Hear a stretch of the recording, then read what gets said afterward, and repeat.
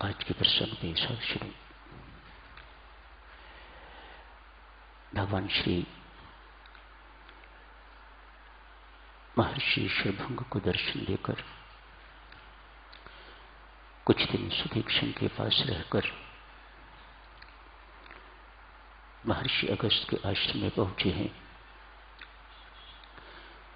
उन्होंने पंचवटी जाने की सलाह दी है। भगवान श्री वहां भी पहुंच गए हैं और लक्ष्मण से कहा है पर्ण कुटी तैयार कीजिएगा, हम यही निवास करेंगे। इससे पहले जटायु से मिलन हो गया है, उनसे परिचय हो गया है।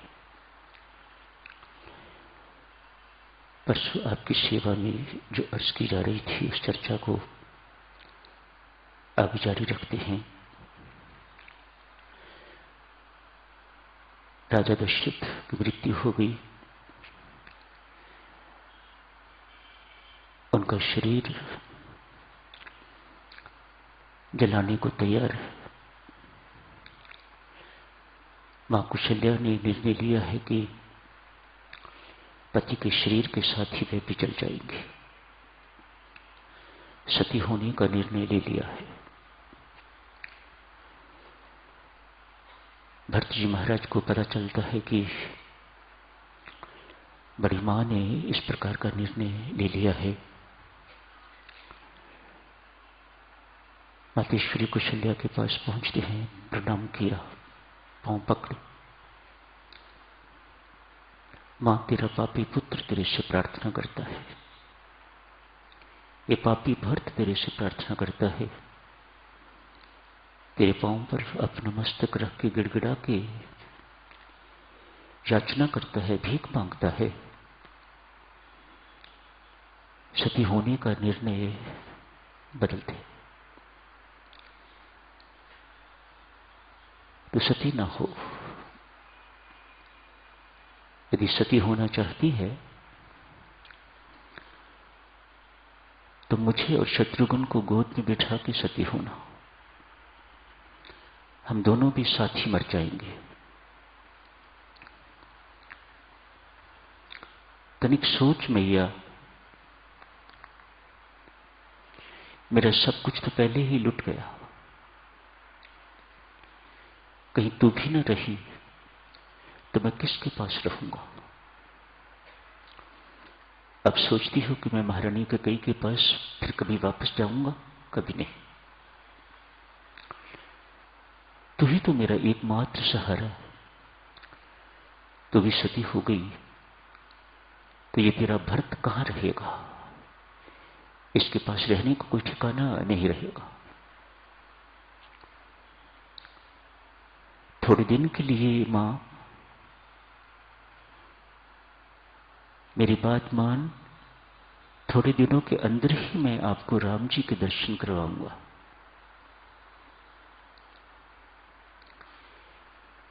ऐसी कहने की देरी थी, मां कुशल्या ने अपना निर्णय तुरंत बदल दिया। तुलसी कहते हैं भरत को जिंदा रखने के लिए एवं प्रभु राम के दर्शनों की आस से सती होने के निर्णय को बदल दिया। राजा दशरथ का शव जलाया गया है। शव यात्रा जब निकली, ये सब कुछ सब लोगों को पता है क्या हो रहा है, कुछ भी छिपा हुआ नहीं है। शव यात्रा के पीछे सब गाते जाते हैं, अब बोलो सीताराम सीताराम राम राम राम राम, अब बोलो सीताराम राम राम राम राम।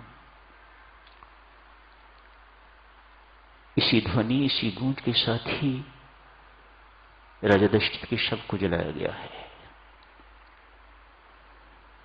भरत और शत्रुघ्न दोनों भाई पिता के शरीर को जलाने के बाद सीधे मां कुशल्या के महल में गए।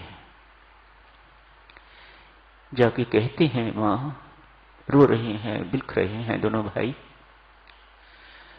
मां पूर्णतया अनाथ हो गए। सिर पर पिताश्री का छाया नहीं रहा, साया सिर से उठ गया। पिताश्री जैसा भाई जिसको इस वक्त हमें सहारा देना चाहिए था, वह भी पास नहीं। वह भी जंगल में बस रहा है। मां हम पूरी तरह अनाथ हो गए। भरत और शत्रुघ्न दोनों बिलख रहे हैं। मां ने दोनों को अपनी गोद में बिठाया है, अपनी छाती से लगाया है। मां की छाती भी ठंडी हुई और दोनों पुत्रों को भी शांत किया।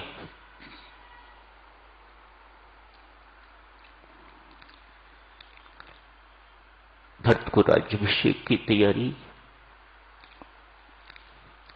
का प्रपोजल प्रस्ताव मां कुशल्या की तरफ से, महर्षि वशिष्ठ की तरफ से, सारे मंत्रिमंडल की तरफ से, वह इन सबको ठुकरा देता है। हमारा हित किसमें नहीं है, हित हमारे सियापति सेवकाई। तुलसीदास रामचरितमानस में बहुत सुंदर शब्द प्रयोग करते हैं। भरत जी महाराज इन शब्दों में सब कुछ कह देते हैं। आपको हित चाहिए ना, मेरे राजा बनने में किसी का हित नहीं है। मुझे माफ करो गुरुदेव, मुझे माफ करो मेरी मां, मैं आपकी आज्ञा का उल्लंघन कर रहा हूं। आपने हित की बात करी तो मैं कहता हूं आपको, अयोध्या का हित, हम सबका हित इसमें नहीं है। हित हमारे सियापति सेवकाई है।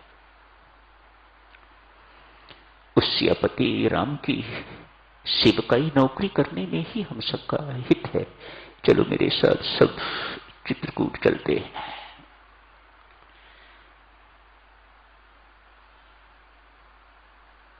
अयोध्या के राजा राम ही हैं और राम ही रहेंगे। भरत कभी नहीं हो सकता, मैं कभी राजा नहीं बनूंगा। अयोध्या के राजा राम ही हैं। चलो सब मिलके उनके चरणों में प्रार्थना करते हैं, अपना राज संभालिएगा। मेरी मां ने जो कुछ मुझे दिलाया है मुझे नहीं चाहिए, मुझे तू चाहिए। आ वापस। अयोध्यावासी बहुत प्रसन्न है, सभी प्रसन्न है, अति हर्षित, अपार हर्षित। सब भक्तराज भरत के साथ जाने को तैयार है। चरण पादुका लेके भरत जी वापस आ जाते हैं।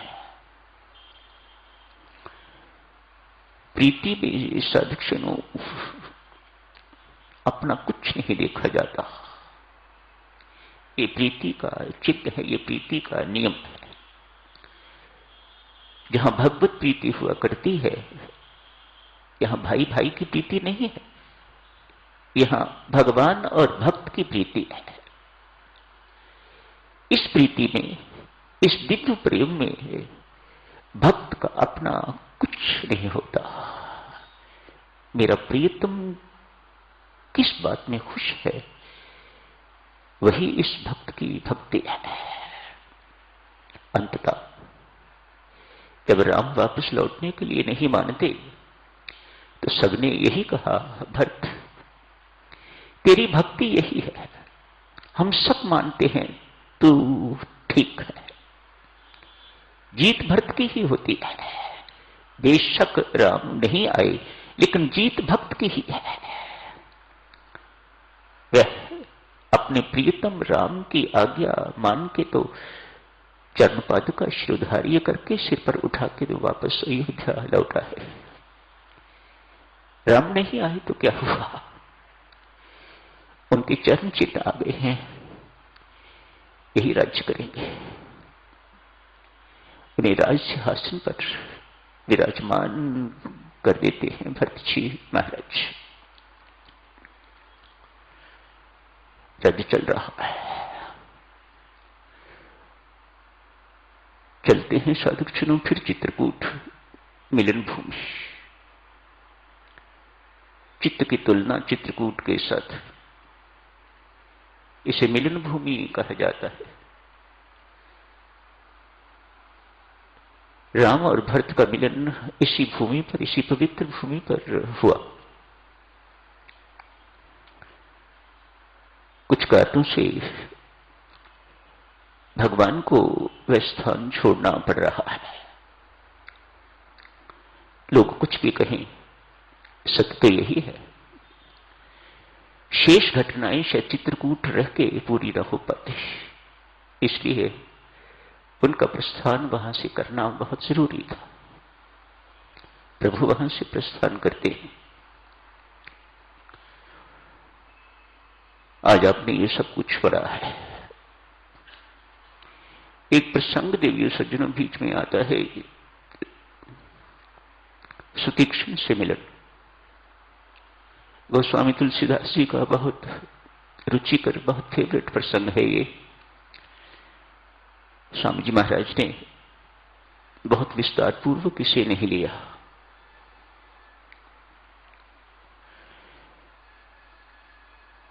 सुतीक्ष्ण जी ने इतना ही सुना है, प्रभु राम आ रहे हैं। परम भक्त हैं सुतीक्ष्ण जी महाराज। इतना ही सुना, राम आ रहे हैं। किधर से आ रहे हैं, कब आ रहे हैं, कोई बोध नहीं है। दिल में बड़ी भारी प्रसन्नता है, उल्लास।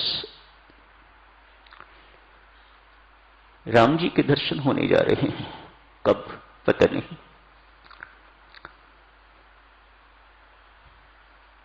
जैसे शबरी प्रतीक्षा करती रही, वैसे इनकी प्रतीक्षा थोड़ी इन्हें था। बहुत जल्दी प्रभु राम के दर्शन होने की संभावना है। उठ पड़े हैं, अपनी कुटिया से बाहर निकल गए हैं। किधर जाना है कोई पता नहीं। मन में अनेक विचार आ रहे हैं। वह दीनदयाल रघुराया मुझ गरीब को अपनाएंगे कि नहीं अपनाएंगे, मुझ शठ को अपनाएंगे कि नहीं अपनाएंगे। एक तरफ दीनदयाल रघुराया, दूसरी तरफ उनकी कृपा पर प्रश्न चिन्ह। मेरे ऊपर कृपा करेंगे रघुनाथ कि नहीं करेंगे। संतो महात्माओं ने पूछा, सुतीक्ष्ण जी ये क्या बात है? एक तरफ तो आप कह रहे हो वे दीनदयाल रघुराया, और दूसरी तरफ ये कह रहे हो कि वे कृपालु मेरे ऊपर कृपा करेंगे कि नहीं करेंगे। ये प्रश्न चित्त क्यों? कहा वे दीन वत्सल हैं, मैं दीन नहीं हूं। हां, शठ वत्सल होते तो मुझे पूरा भरोसा होता कि वे मुझे जरूर सुदर्शन देते, क्योंकि मैं शठ हूं, मैं इडियट हूं, मैं मूर्ख हूं। मेरी कोई कमाई नहीं, मैंने कोई तप नहीं तपा, कोई जप नहीं किया, कोई ध्यान नहीं लगाया, कोई सत्संग नहीं किया, इत्यादि इत्यादि जैसे भक्त की वाणी होती है। सुतीक्ष्ण जी महाराज बोलते जा रहे, मेरे पास किसी भी प्रकार की कोई कमाई नहीं। हां, इतना सुना है, ये रघुनाथ उसे जरूर मिलते हैं जिसका रघुनाथ के सिवा और कोई सहारा नहीं होता, जिसकी गति केवल राम, उसको ये राम जरूर अपनाते हैं। इसी आस से सुतीक्ष्ण जी महाराज आगे आगे बढ़ते जा रहे हैं। कहां पता नहीं, इधर से आएंगे, इधर से आएंगे, इधर से आएंगे, कोई पता नहीं। आगे भी जाते हैं, कहां तक जाएं? पीछे मुड़ते हैं तो पीठ नहीं करते हैं, ऐसे ही मुड़ते हैं। जैसे ही उनका आगमन हो, मेरी दृष्टि तत्काल उन पर पड़नी चाहिए। मुझे तत्काल उनके दर्शन होने चाहिए। पीछे पांव मुड़ते।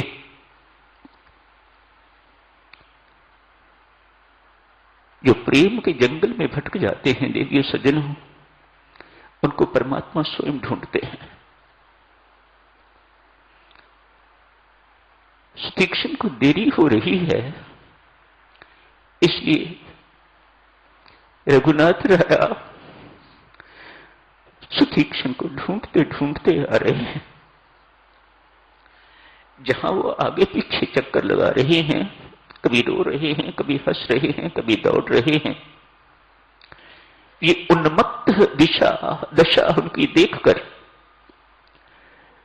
भगवान मुस्कुरा रहे हैं। पेड़ की आड़ में एक पेड़ के पीछे खड़े होके हंस रहे, मुस्कुरा रहे। मानो प्रीति यदि उधर उमड़ी हुई है तो इधर प्रीति कोई कम नहीं है, इधर भी प्रीति खूब उमड़ी हुई है। भगवान ये सब कुछ देख के निहाल हो रहे, थक गए सुतीक्षण।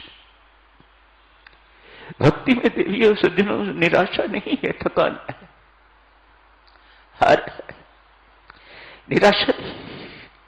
भक्त कभी निराश नहीं होता, हार जाता है, थक जाता है, और यही उसकी जीत। सुतीक्षण एक स्थान पर बैठ गए हैं, ध्यानस्थ हो गए, समाधिस्थ हो गए। भगवान राम ने सोचा मिलने आया था, ये अब मिलने की स्थिति में नहीं है, मुझे ही इसके पास जाना पड़ेगा। जाके पास खड़े हो जाते हैं, सुतीक्षण देख नहीं रहा, वह भीतर के राम के साथ जुड़े हुए हैं, बाहर के राम के बारे में उन्हें कोई सुध नहीं। प्रभु राम हिलाते हैं, सुतीक्षण आंख नहीं खोल रहे। कितने तनिक ऐसी स्थिति की कल्पना करके देखिएगा, एक भक्त ध्यानस्थ समाधिस्थ है, भगवान श्री उसे कंधा पकड़ के, सिर पकड़ के हिला रहे हैं, वह हिल नहीं रहा। कितना भाग्यवान है सुतीक्षण, कितना भाग्यवान है वह भक्त। भगवान को लगा ये भीतर ध्यानस्थ है, समाधिस्थ है, मुझे अपना आकार बदलना चाहिए। जिस आकार पर, जिस फॉर्म पर सुतीक्षण जी ध्यानस्थ, उस आकार को बदला, हिले। ये कौन आ गए? ये मेरे इष्ट नहीं है।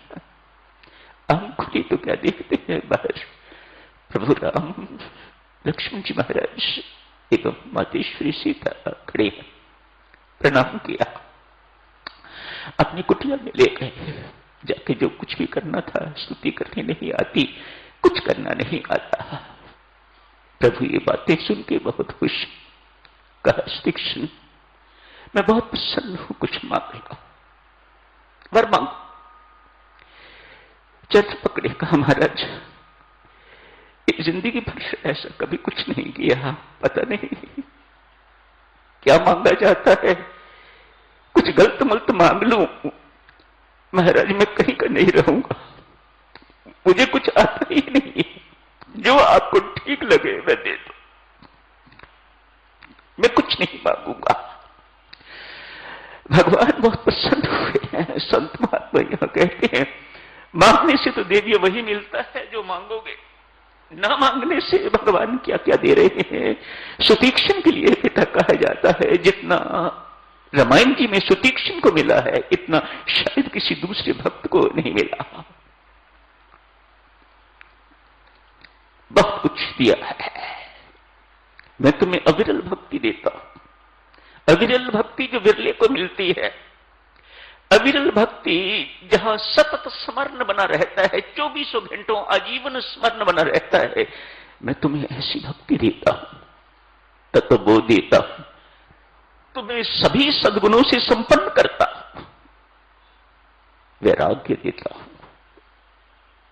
सब इन वन गो भगवान ने दे दिया। सुतीक्षण जी महाराज समय हो गया है, साधुजनों, ज्यादा हो गया है। कल कर लेंगे चर्चा शेष। आज यही समाप्त करने की इजाजत दीजिएगा। धन्यवाद।